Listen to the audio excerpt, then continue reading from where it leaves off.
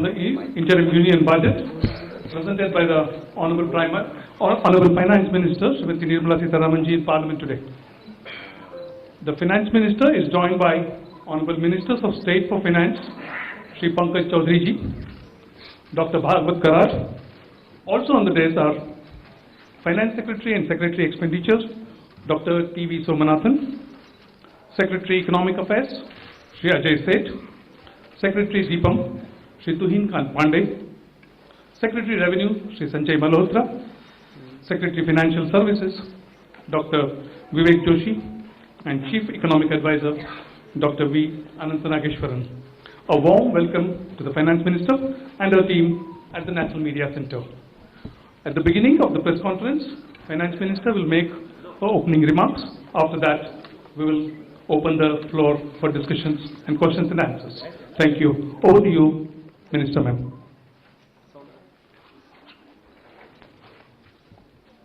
So, thank you for coming here today.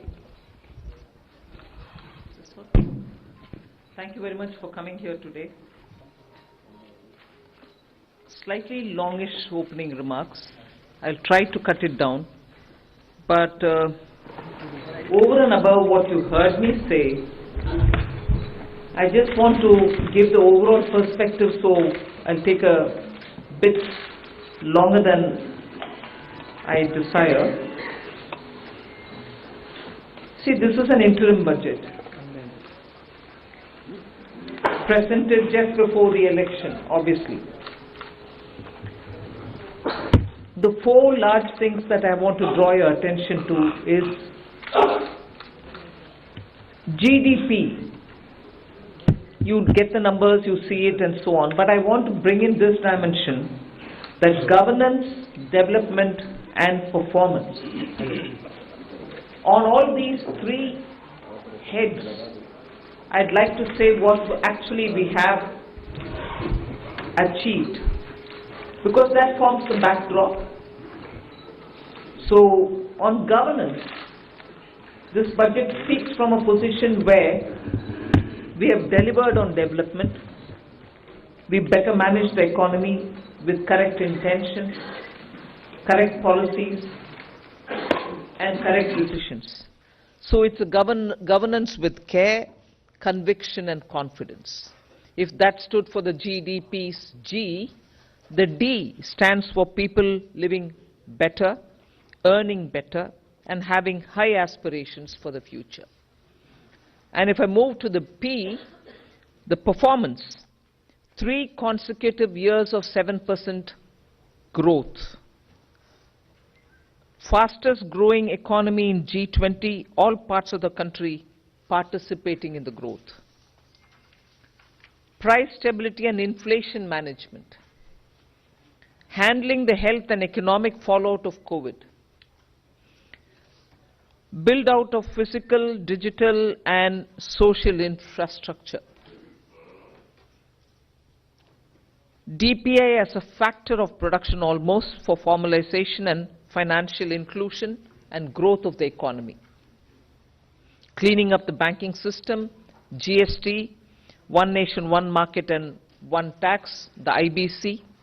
So if you were to look at governments, I've listed some of them. So your GDP, as we look at governance, development and performance, I have something to say on each of these. So this budget, vote on account, is getting presented with the GDP that we want to speak to you about.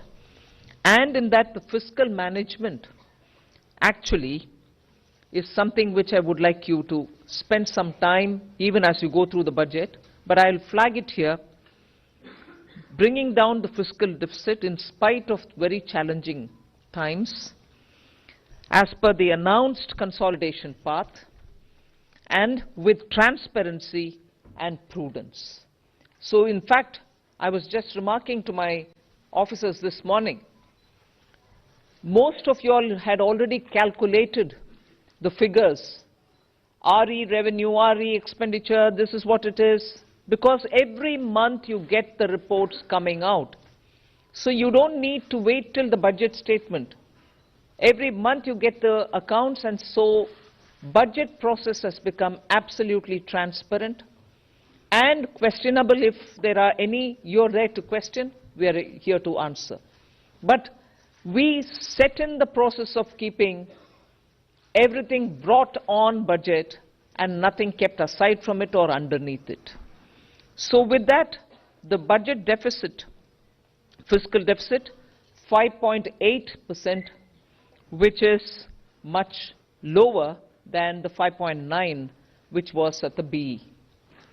Similarly, for the 24-25 budget, we've given 5.1 as the fiscal deficit, so clearly indicating that we are on track to meet the glide path which was set in 2021-22, and that we are well on track to meet the 4.5% fiscal deficit, on or below 4.5 even by FY26.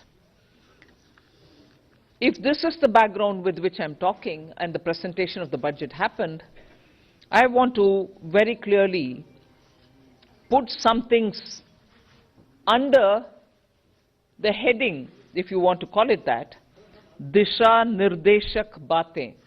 You must have heard the Honorable Prime Minister speak before the Parliament session, well before the sessions commenced. His usual customary remarks.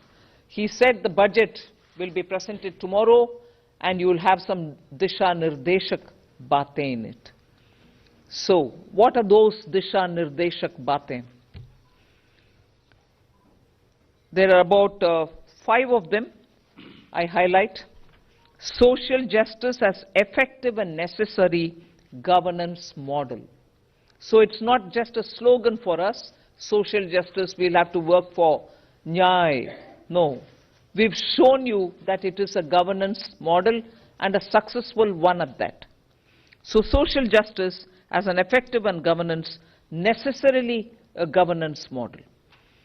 Then 4 major caste groups, as we call it, as Prime Minister has emphasized, the poor, the women, the youth, and the Annadata.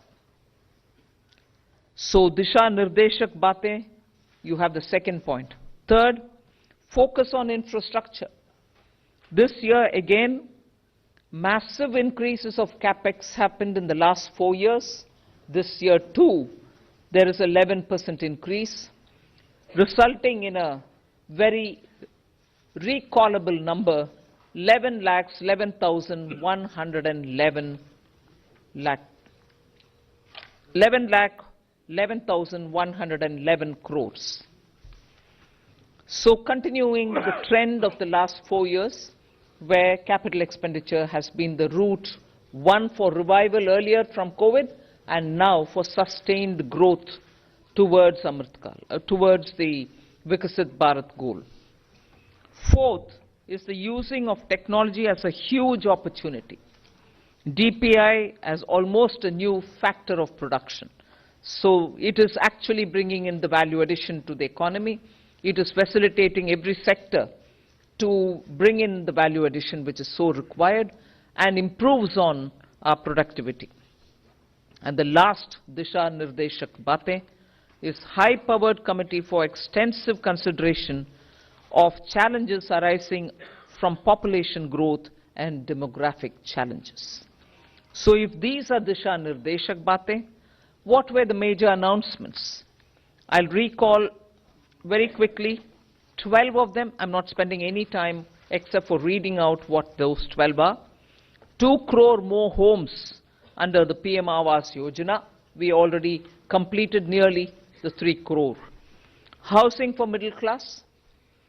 Rooftop solar for at least 300 units of power generation every month, which will be muft bijli for the households. There will be some assistance and some kind of a funding which will be extended. So you're generating renewable energy, providing the renewable energy generators the free they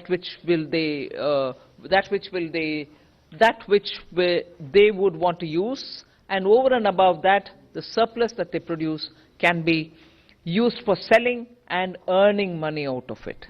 enhancement of target for Lakpati Didi from 2 crore women to 3 crore women, preparing and empowering the MSMEs to grow and compete globally, aligning regulatory environment for them. The sixth is making sure that the eastern region, and when I say eastern region, I'm not talking about Northeast. Northeast